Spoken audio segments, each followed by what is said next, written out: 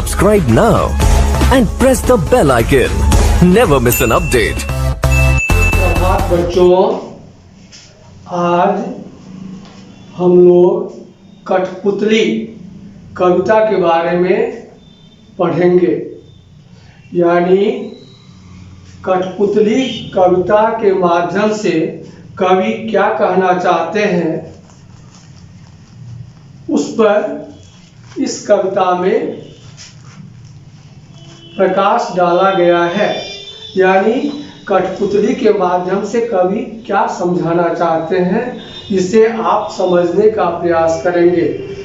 कठपुतली शब्द तो आप समझते ही होंगे कि काठ और पुतली दो शब्दों को मिला करके बना हुआ है कठपुतली, जिसे हम आसानी से बोल लेते हैं। अब है शाब्दिक अर्थ के रूप में तो आप इतना ही समझिएगा कि काठ और पुतली से बना हुआ शब्द कठपुतली हुआ।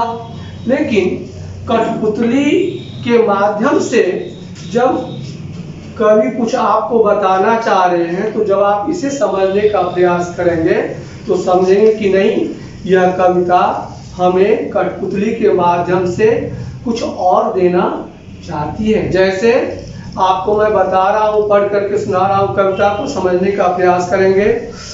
कठपुतली गुस्से से उबली, बोली ये धागे क्यों है मेरे पीछे आगे।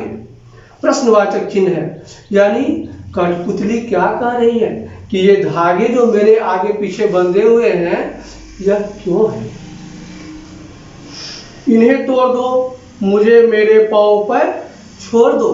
यानी क्या देखा आपने, कठपुतली के माध्यम से कवि भवानी प्रसाद मिश्र कहना चाहते हैं कि स्वतंत्रता सभी को प्यारी लगती है, चाहे वह पिंजरे में बंद पक्षी हो या खूंटे पर बंधा हुआ पशु।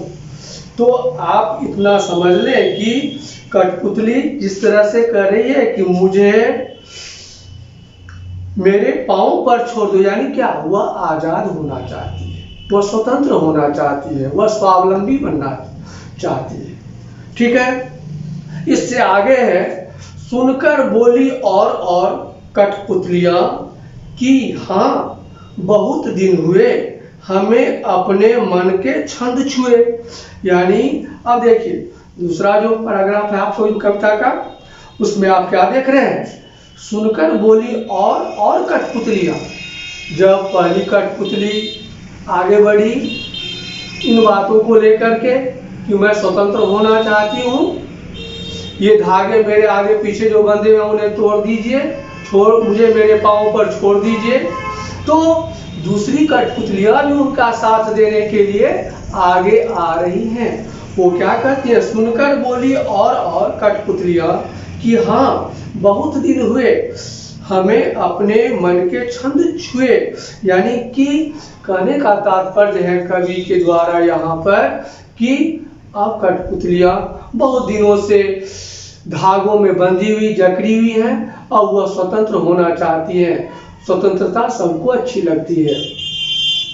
अब इन बात को लेकर के पहली कठपुतलियां को अन्य कठपुतलियां भी साथ देना चाह रही हैं। अब देखिए इससे आगे है, मगर पहली कठपुतली सोचने लगी ये कैसी इच्छा मेरे मन में जगी। यहाँ भी प्रश्नवाचक चिन्ह है।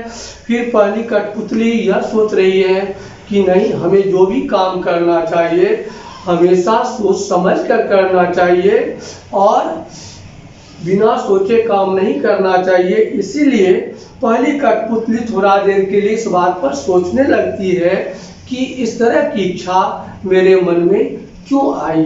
बच्चों, इस कविता के माध्यम से आपने यह बात देखा कि भवानी प्रसाद मिश्र आपको बताना क्या चाह रहे थे। यानी वो बताना चाहते हैं इस कविता के माध्यम से आपको कि आप भी अपने पैरों पर खड़ा होने के लिए व्यवस्थित रूप से अच्छी सोच समझ के आधार पर पढ़ाई लिखाई करें, ताकि आगे चलकर आप भी स्वावलंबी बने, आप भी अपने पैरों पर खड़ा हो और अपने लिए घर परिवार के लिए, समाज के लिए, गांव के लिए और देश के लिए कुछ करने की आप में लालसा जगे।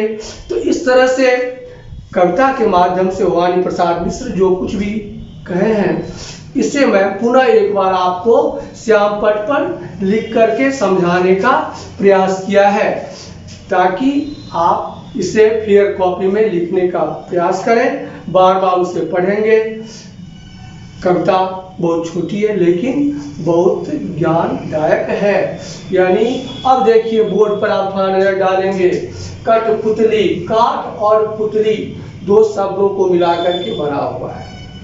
उसको बोलने में आसान हो रहा है, सरल हो रहा है, कठपुतली। इससे क्या हुआ, तो काठ और पुतली दो शब्दों को मिलाकर के जब एक शब्द बन गया कठपुतली, तो बोलने में क्या हुआ, आसान हुआ। अब आइए, इस कविता में कठपुतलियां स्वतंत्रता की इच्छा से स्वयं अपनी बात व्यक्त कर रही हैं। उनके समक्ष स्वतंत्रता को साकार बनाने वाली चुनौतियां हैं। धागे में बंधी हुई कठपुतलियां पराधीन हैं। पराधीन माने दूसरे के अधीन। उन्हें दूसरों के इशारे पर नाचने से दुख होता है। दुख से बाहर निकलने के लिए एक कठपुतली विद्रोह कर देती है। वह अपने पांव पर खड़ी होना चाहती है।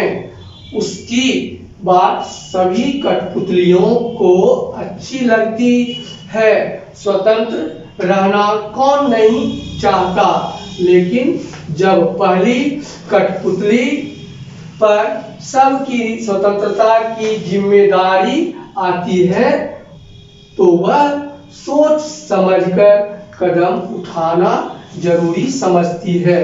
तो बच्चों, आपको मैंने कठपुतली कविता के माध्यम से भवानी प्रसाद मिश्र के द्वारा जो बात आपको समझाया गया है, उन्होंने जो इस कविता के माध्यम से आपको समझाने का प्रयास किए हैं, स्वतंत्रता के ऊपर जोर दिया गया है, तो आप भी स्वावलंबी बनने के ऊपर जोर दिया गया है।